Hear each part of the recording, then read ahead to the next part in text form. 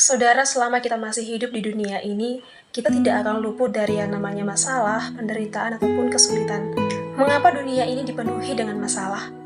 Masalah dan penderitaan itu timbul karena dunia telah jatuh ke dalam dosa. Dalam 1 Yohanes pasal 9 ayatnya yang ke-19 dikatakan bahwa seluruh dunia berada di bawah kuasa si jahat. Namun sebagai orang percaya kita tidak perlu takut dan cemas karena Tuhan bisa memakai masalah atau penderitaan itu untuk menarik kita lebih dekat dengan Dia. Seringkali situasi yang sulit atau masa-masa gelap yang ada dalam kehidupan kita memaksa kita untuk datang kepada Tuhan dengan kesungguhan hati. Di saat kita tidak berdaya karena sakit, tidak punya banyak uang untuk memenuhi kebutuhan, untuk bayar kos-kosan atau kontrakan, gagal dalam rumah tangga atau studi, ditinggalkan oleh orang-orang terkasih, dan sebagainya. Kita menangis dan berteriak kepada Tuhan. Pujian dan penyembahan kita naikkan kepada Dia dengan hati yang hancur. Mungkin seperti Hana yang diceritakan dalam Alkitab. Dikatakan bahwa dalam pergumulan beratnya, dengan hati yang pedih, ia berdoa kepada Tuhan sambil menangis terseduh-seduh. Itu tertulis dalam 1 Samuel pasal 1 ayatnya yang ke-10. Nah, saudara, Daud berkata, Tuhan itu dekat kepada semua orang yang patah hati dan Ia menyelamatkan orang-orang yang remuk jiwanya. Mazmur pasal 34 ayatnya yang ke-19. Nah, mari kita sama-sama belajar untuk bersabar dan tetap menaruh iman kita, pengharapan kita hanya kepada Tuhan.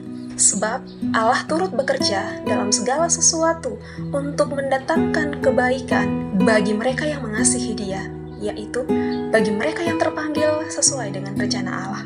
Roma pasal 8 ayat 28. Mari kita sama-sama percaya bahwa Tuhan memegang kendali dari setiap kehidupan yang ada di muka bumi ini, termasuk masalah-masalah dan setiap hal yang sulit yang kita alami dalam kehidupan kita. Oleh karena itu, sebagai orang-orang yang beriman, serahkanlah beban itu kepada Tuhan, maka Dia akan turut bekerja. Allah turut bekerja, yakni mengolah masalah itu sehingga mendatangkan kebaikan bagi kita. Tuhan sanggup mengubah yang buruk menjadi baik karena ada pengorbanan yang sempurna yang Tuhan sudah kerjakan di atas kayu salib. Kita harus ingat bahwa kita memiliki Tuhan yang jauh lebih besar dari masalah yang kita hadapi. Firman Tuhan dalam 1 Yohanes pasal 5 ayatnya yang ke-4 berkata bahwa sebab semua yang lahir dari Allah mengalahkan dunia. Dan inilah kemenangan yang mengalahkan dunia, iman kita. Itulah kata firman Tuhan. Oleh karena itu, mari kita menaruh percaya kita secara penuh kepada Tuhan. Jadi mari kita meyakini bahwa setiap masalah yang kita hadapi pasti ada jalan keluarnya karena Dia turut bekerja.